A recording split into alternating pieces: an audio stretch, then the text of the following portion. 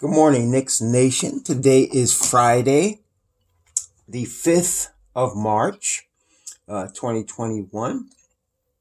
I hope you're all healthy. Happy Friday to you. I hope your family's healthy, and if you are not, I hope you're getting better quickly. Blessings on those that are in the healthcare field, trying to save lives and comfort those that are sick and the elderly. Double blessings also to those that pick up garbage and make deliveries in all kinds of weather and situations for our convenience. And especially double blessings on those that are trying to rescue little boys and little girls from the perverted trade, sex trade operations all over this planet, in every nation. Curses on those that support child pornography. And also, finally, blessings on those that are seeking to help the homeless, which numbers are increasing year by year, and include men, women, children, and veterans. And blessings on those that are homeless. May they be comforted soon in the kingdom of Messiah. So there was a basketball game last night. Our New York Knicks defeated the Detroit Pistons for the second time in a week. Ended on a good note. It would have been nice for us to go into the break with 20 wins, but we'll take 19 and 18, fifth in the East right now.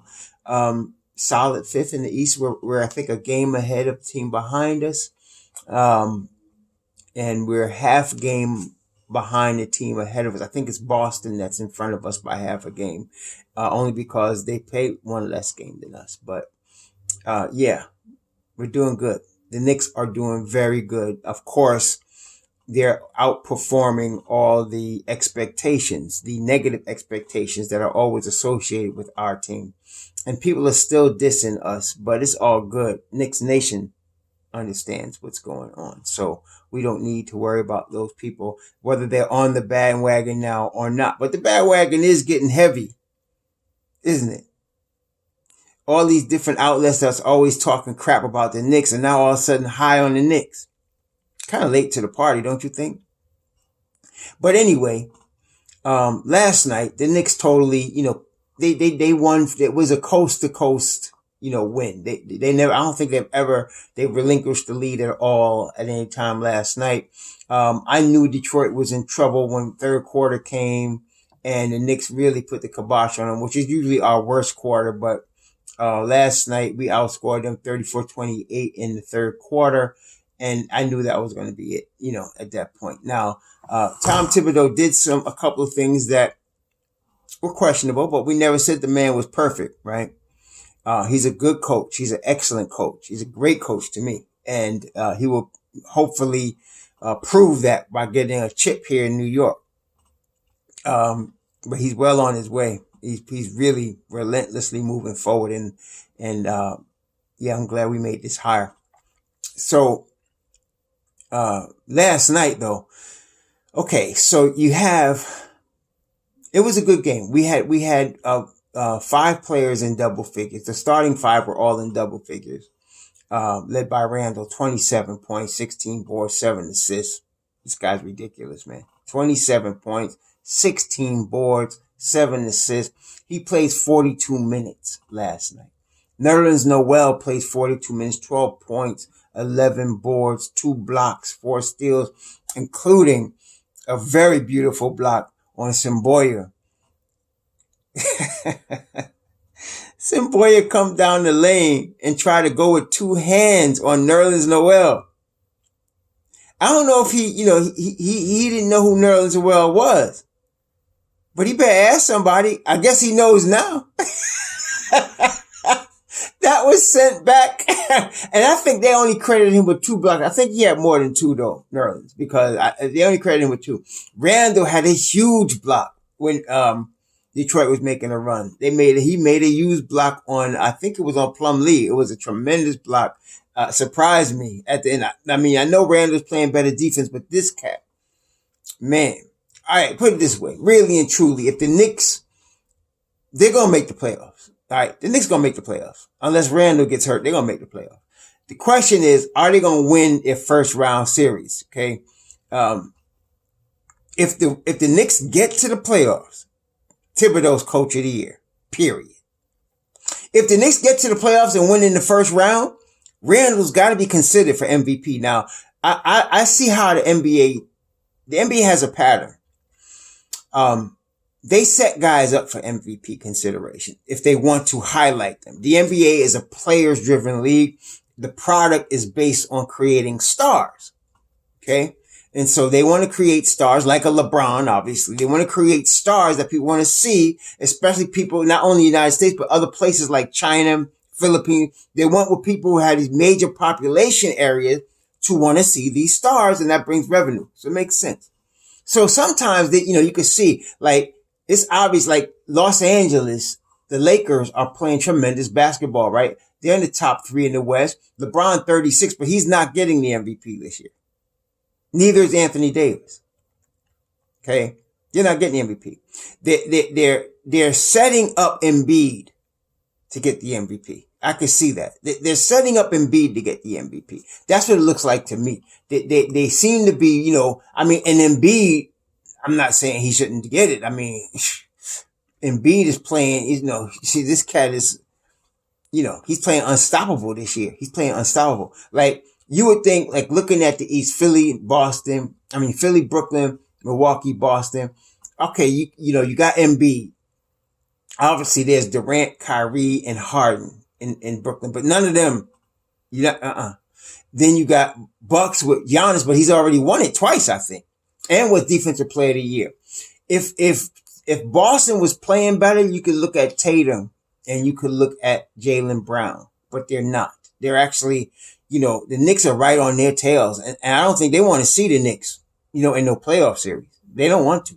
Tell you right now. The Knicks could beat Boston in a 7-game playoff series. And so you got the Knicks. After that, you got Miami, Charlotte, Toronto. I mean, they already pretty much crowned LaMelo Ball Rookie of the Year. So he's probably going to get that, especially if they're in the playoff hunt, which they are. Miami is more team oriented. There's no guy that sticks out of Miami. They're very team oriented. And then there's Toronto, which also in this point, there's really no guy that sticks out. So in the East, it's, to me, MVP, you got Embiid and you got Julius Randle. I mean, to me, right? I could be prejudiced, but that's the way I see it. And then in the West, Utah, even though they got the best record in the West, I mean, there's no guy that's sticking out that people like going to say, well, he's just dominating the league. I mean, they got several really good players. Donovan Mitchell, Gobert, they got several really good players. But, and then of course there's Phoenix. Now, if you want to be honest, you got to look at Chris Paul because Phoenix was out of the playoffs last year. And all of a sudden now they second in the West. And they only added one major piece. It's Chris Paul. Okay. So you got to look at him. They're not going to give it to LeBron. They're not going to give it to Kawhi and PG, especially if they're in 4th place. And the Clippers are, since that team was formed, they've been expected to be tops in the West, and they're not, right? Then, of course, you got Dame Dollar. You got to look at Dame Dollar. He's been getting shortchanged for his whole career. You got to look at Dame Dollar. They're 5th in the West, and there's no McCollum there. They 5th in the West. Then there's the Joker. So I'm looking at the Joker, Dame Dollar, and Chris Paul in the West, Embiid and Julius Randle in the East. And like I said, if Julius Randle, if they get to the playoffs, which I think they will, and they win their first round series, he's got to be considered for MVP. You got to consider him for MVP, right? So they'll probably give Julius the most improved player, and that's great. He would be. But this cat, I mean, come on a nightly basis, this guy is putting up 23. He's averaging 23 points, 11 boards, and 6 assists per game. Okay, per game. And he's playing team ball. It's not like he's not like a Westbrook trying to just stat stuff. He's playing team ball. He's getting his teammates involved. So yeah, I'm pushing for when they yell MVP at the guard when Randle is on the line. I'm with that because yeah, he's playing like that. He's playing like that. Not forget All-Star. Now he's got that. We know he's an All-Star. We're looking now at superstar status. That's what we're looking at. And like I said, if he carries this team to the second round of the playoffs, you gotta look at him like that. Because definitely. And you know what else? I agree with Thibodeau. He's playing as an all-NBA player right now. He's got to be considered all-NBA. There's no question. Especially in for either first or second team. He's got to be all-NBA. Got to be. Okay? Now you got the media pushing for his contract extension.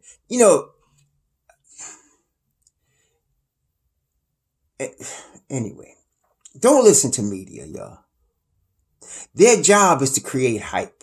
Right? I mean, that's the whole job of all media now. It used to be like when you got news, right? It was just like vanilla news. This is what happened. This is why it happened. This is all the facts we have. Now it's all about hype, right? If you conservative or liberal, they hyping everything. Well, sports too. Even more so, right? So they always bringing up trade scenarios and hype and blah, blah, blah, blah, blah. But really, listen carefully now.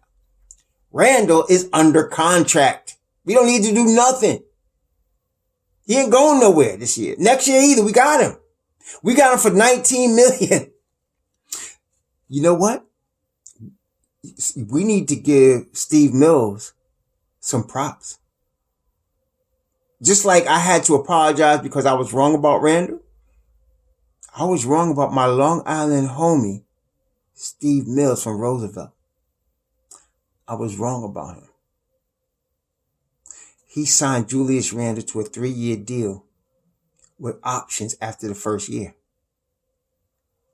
And this is why you get somebody like that. If he pops, you got him at a discount. So that's number one. We ain't got to talk about Randle's contract until the end of next year. That's why we talk about Randle's contract. We don't have to deal with that. And the reason I'm saying we don't want to deal with it is because we have his bird rights, we can exceed the cap to re-sign him. Now, before we do that, though, we want to use our cap space to get talent that's not on the team right now. Maybe some star going to be available, and we have the cap space to add that star. That's why you don't worry about signing Julius Randle right now. You don't worry about that. You got him under contract for this season and next season, period. So you got him. If I'm the Knicks brass, which Leon Rose and them know what they doing. I'm talking to his people and I'm saying, listen, we got you, man. We got you. But we want to add some more talent around you. And I think they understand that. Okay. I think they understand that. Then you're going to pay him. You're going to pay this man. Okay. This year you got a Richard Robinson decision to make. So they're going to pay Mitchell Robinson. He's going to get paid. I'm not saying he's not getting a max deal, but Mitchell Robinson's going to be in the $14 to $16 million a year range. He's going to be there. That's the going rate for a guy of his ability, caliber, performance level. He's Rudy Gobert. He just hasn't gotten the DPOY yet. So you don't pay him like Rudy Gobert, but he can play, right? So he's his talent. So he's a piece for a championship. So you gonna pay him. You got to decide what you're going to do with players like Frank Ntilikina. And let's talk about Frank. Listen, I want to hear from all y'all that's talking about Frank can't shoot. And all of us in the Frank have been telling you that he can shoot. He just needs confidence. We've been telling you that when he shot 80% from the field, from the line last year, was no fluke. He could shoot. And look here. He is shooting 62% from three. I don't want to hear from you. Y'all, some of y'all have no idea what you're talking about in terms of basketball. You just don't have any idea. Some of y'all try to place a label on a guy that's 21, 22, 20 years old, and you don't know what he's going to be. And then don't come up and say, oh, I was wrong. Some of y'all knuckleheads, man. That's why I ignore some of y'all. And then y'all come in there, Frank Hive, and listen, let me just tell you straight again. You come into Frank Hive talking mess about Frank, you're going to get stung. This is Frank Hive, man. Just telling you. But the boy is shooting 62% from three. I guess he can shoot. including 6 for 6 over the last 2 games in limited time. Frank last night played 13 minutes, scored 9 points. The night before he played 9 minutes, I think, scored 9 points, 13 points, something like that. 13 points, including 3 for 3 from 3. This boy can shoot. So listen, I'm going to tell you, I know what some of y'all are going to say now. Okay, listen, because when Frank first came in the league, his defense wasn't that great. He can't set anybody up. He can't shoot, right? Well, now we know he could play D. At least some of us that's paying attention know he could shoot. And we know he could play defense. The coach said last night, his defense, he's been saying, whenever somebody mentions Ntilikina, before he finishes talking, Thibodeau's always going to say this phrase, his defense is terrific. He's always going to say that. Okay? And then he put him in the game to seal the game last week on a defensive play. Frank has got all NBA level defensive ability. He just needs minutes. Okay? So now what you're going to say, we need to replace Bullock with Frank. I know you're going to say that. And you know why you're going to say it? Because you say, he's not a point guard. He's not a point guard. He can play the 3.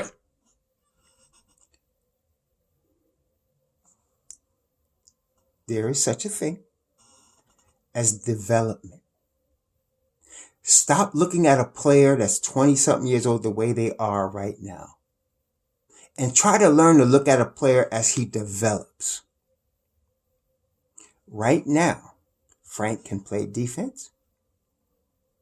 And Frank can hit jump shots, especially from corner 3s.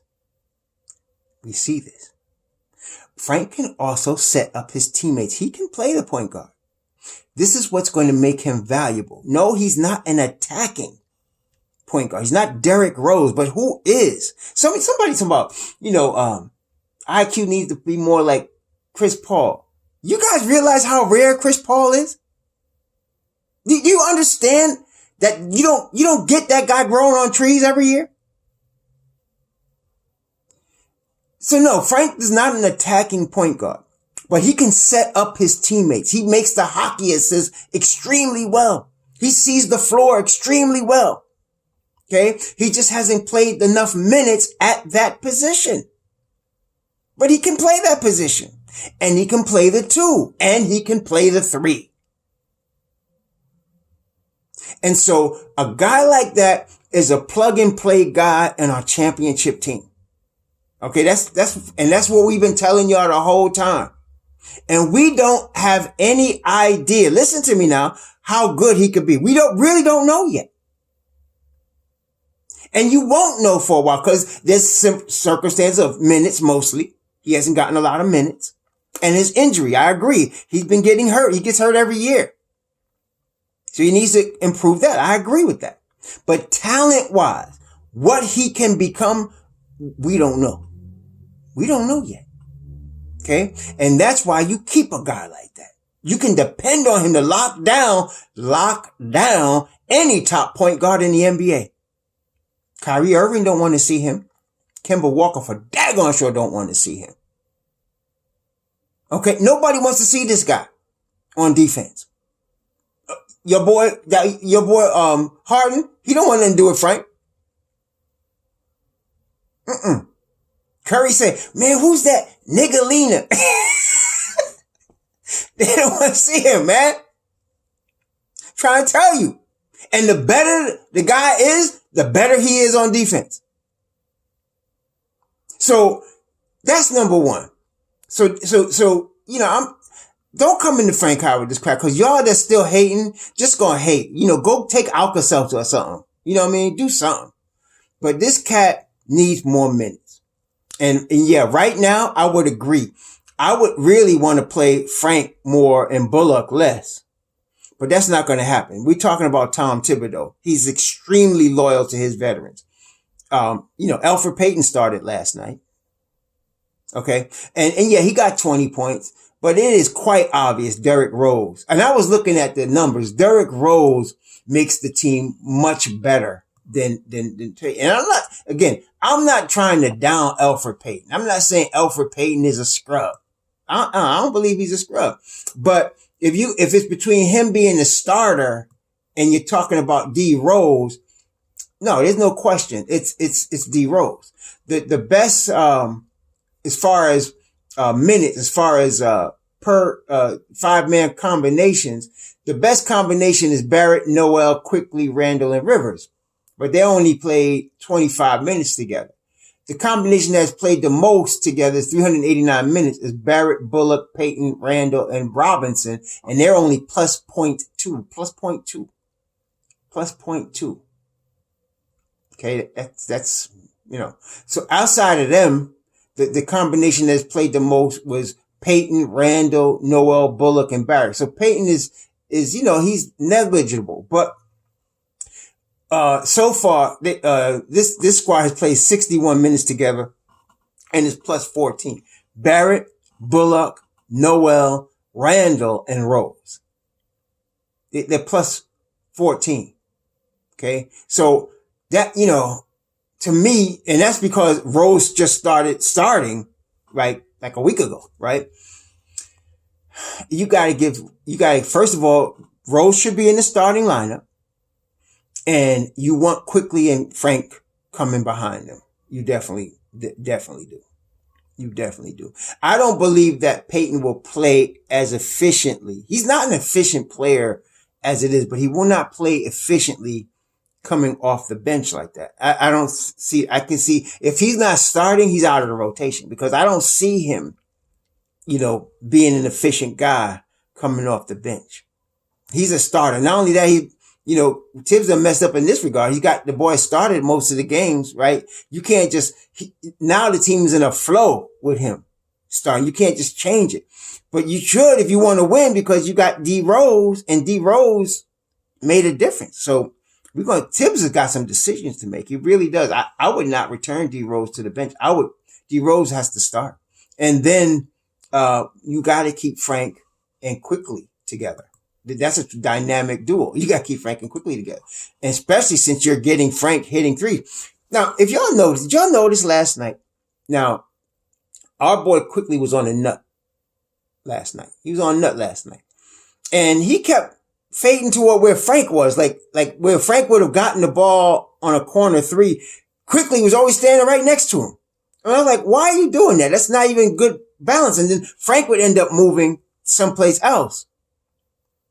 Quick better, he's a rookie, man. He may need to get reined in a little bit. And not only that, he's hitting the wall now. He's hitting the wall. That's what it is. He was on a nut last night. He was 0 for 4, 2 assists, 2 rebounds. He's on a nut, -7. He's on a nut. He was on a nut and he's hitting the wall. And, that's a rookie thing. He's going to do that. He's going to hit the wall. And so, he needs to be reined in a little bit. Maybe this All-Star break will give him good, he can recharge. Okay, he can recharge. He played 13 minutes. Frank played 13 minutes, as I mentioned. He was 3 for 3 from 3. Played excellent defense, as he always does. He just needs minutes, man. And then, but he's not a guy that's going to be your superstar. So I don't know, some of you are expecting that, but he's not the superstar guy. He's not going to carry a team. He's not Julius Randle, but that's not his style. I just would like to see what he develops into because we don't know yet. He has not been playing like if he was able to get 25 minutes, 30 minutes a game, I thought he was going to get that this year. Maybe he would have if he didn't get hurt. But if he's able to get 30 minutes a game, I think you'll really, over the course of a season, you'll really see a blossoming of Frank Ntilikina. That's why I don't think they trade Frank. I think they're going to keep him. I mean, it makes sense to keep a guy like that can play that kind of defense. I can see teams wanting him. So, I've been hearing a lot of rumors about this daggone Victor Oladipo, and I don't trust some of these cats, except this one. There's one that came from Shams. Shams is one of the people I trust. So Shams was talking about the Knicks are interested in Victor Oladipo. If I'm Houston, I'm asking for Frank Ntilikina. I mean, if I'm Houston. Yeah, and they may get him, and that would be good for him because the Houston coach that's coaching now is a defensive coach. He's not like, D'Antoni, all offense. This guy's a defensive specialist. So, they're probably going to want him. And if the Knicks go and get Oladipo, they may send Frank over there to Houston. I can see that happening. And so, with Austin Rivers, I could see that happening. So we have to, wait and see what happens. But I can definitely see, I could see that, that trade coming. If they wanted Victor Oladipo, I could see that trade coming. Houston is 11-23. They're gonna want, they're gonna want draft picks. Not a lot. They're not gonna get a whole big haul for no daggone. They better not for Victor Oladipo. But I could definitely see them asking for a draft pick. A first rounder, maybe, I don't know which one, and or second rounder, and a guy like a Frank. Because Depot is a free agent after this year. And so, I mean, he's going to want to get paid. I don't know who's going to pay him no max money. I hope the Knicks don't pay him no max money. Put it that way. The max I would give him, I'd give him Julius Randle's current contract, 3 years, $63 million. I'd give him that with options on the team, for team options. I'd give him that, but I wouldn't go further than that. Not with them late. I got to know that he's going to be doing more than limping and sitting in street clothes on the sideline. Okay. I got to make sure he's doing that. But I can see that. I would not be surprised if the Knicks did make a move for Victor Oladipo, that it was for Frank. I would not be surprised. It'd be Frank and Austin Rivers for Victor Oladipo. I could see that happening. Cause you're looking at Houston, they start John Wall, Victor Oladipo, Daniel House, somebody named Tate, and then, PJ Tucker. And they really, had, Christian Wood, but he's out. He's out with an injury. So Christian Wood is a guy they have. They got Caruth from the Nets. They got some pretty good players, over there, and they're building something, right? And so, Frank would fit. I think he would fit, there. He would fit there. So, we'll see what happens, but I would not be surprised if they pull the trigger on that, before the trade deadline. But if not, then that means the Knicks are planning on signing Frank Ntilikina, because this is the year where you're going to make him a qualifying offer, or you're going to make him a offer, So, I think though, I can see a Victor Oladipo for Ntilikina and Austin Rivers trade. I can see that coming. Okay. I could definitely see that coming. They're not going to trade Kevin Knox. He's a Kentucky guy. They're not trading him this year, so forget that. They're not trading him. Yeah, there's that. So okay, again, so last night's game, the Knicks really did what they were supposed to do, which is great to see. Took care of business with Pistons. Pistons had no shot. Pistons came in, they were valiant. The Pistons actually had 8 guys in double figures. Casey's a good coach. They had 8 guys in double figures. Dennis Smith Jr., I was glad to see. DSJ, I mean, he scored 12 points. But he was playing team ball. He was learning to play the point guard role. He blew some defensive assignments, and the Knicks did take advantage of him. But, I was glad he looks good in Detroit uniform. I think he's going to be, I like him, and, when they get back, the rookie, the French guy, I forgot his name. When they get him back, they got a pretty good situation in the backcourt with him and Dennis Smith Jr. Yeah, I'm glad to see ex-Knicks do well, and Dennis Smith Jr. is one of those. So that's that. The next, we're going to be on an All-Star break. Next game is a week from yesterday. So it's against Milwaukee. That is going to be difficult, man. We're going to Milwaukee to play the Milwaukee Bucks. Milwaukee Bucks right now are, where are they? They are definitely in the top 3 in the East. They're in the top 3 in the East. Where's Milwaukee? Milwaukee's 3rd in the East. Yeah, 3rd in the East, 22-14. They won a tight game. I saw it last night at the end of it against Memphis. Very close game. Very hotly contested game. I think they won by 1 point. It was Jrue Holiday, with less than like 30 seconds or 15 seconds left. He hits a jumper over, Dylan, and that's all she wrote for them. But it's going to be a tough game, so we got to be ready. We'll be rested. We can't come in rusty. I'm telling you right now, Tibbs is going to have them cats back practicing. They can get a couple of days break, but I think by the time you get to Monday or Tuesday, they'll be back and they'll be practicing and they'll be ready. And from what Tibbs was saying, now you have groups of Knicks that come in early in the morning to work out regardless and stay and then come back later and work out again. He said Frank was doing that and it wasn't just Frank. He said there's a crew of people that come in early and then come back later and play and do late and work on their games. So this is a good culture we got. The Knicks are going to be ready to play against Milwaukee. I don't expect them to get blown out because they're not going to be tired.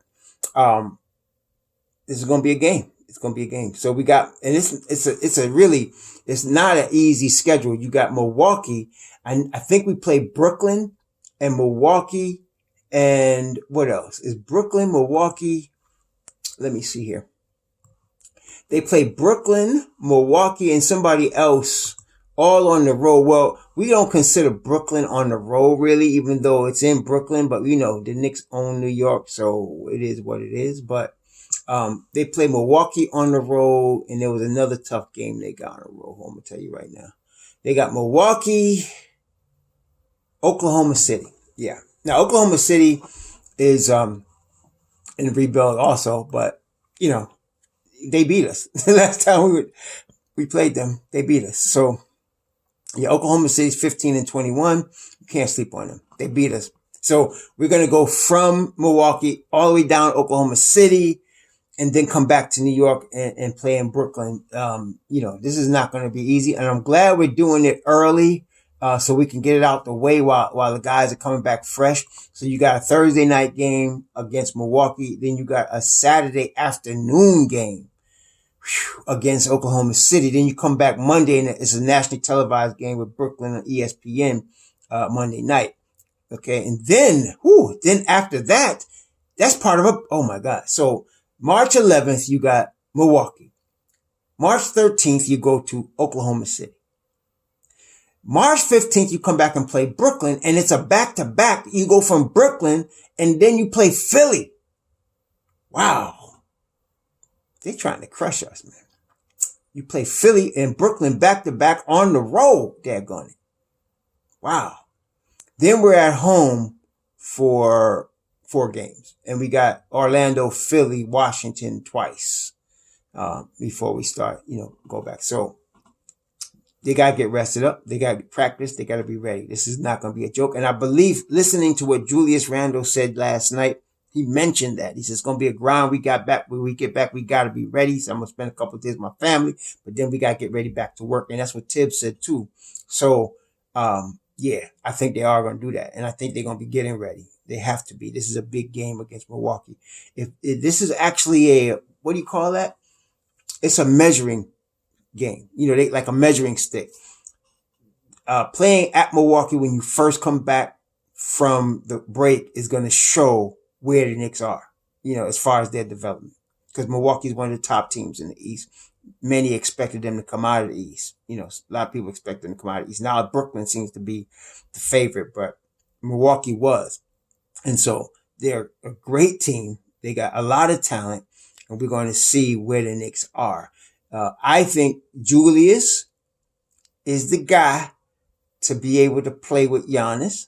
I'm confident in that. The key matchup is going to be with Middleton and Jrue Holiday. These are the key matchups because who's going to guard Middleton? I'm assuming, you're going to have RJ guard Middleton or Bullock. And Bullock is a solid player, but this is what I'm saying. I'd like Frank on him, but they're going to have Bullock on him. And then you're going to have somebody's going to have to guard Jrue Holiday. He's tough. He is tough, man. And so you got him. You're probably going to have Peyton start and be on him. I mean, I don't know what they're going to do, but yeah, that's going to be a challenge. That's definitely going to be a challenge. So, we'll see what happens, March 11th. Meantime, we got a week off.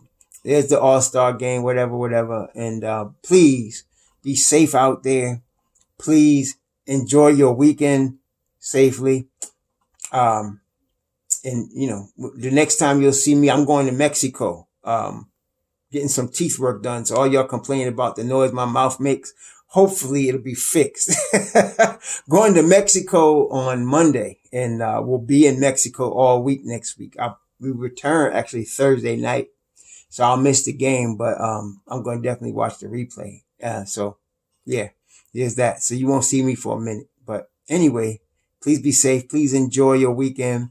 And we'll talk to you, in Knicks Nation. We'll talk to you in about a week, man. Shalom.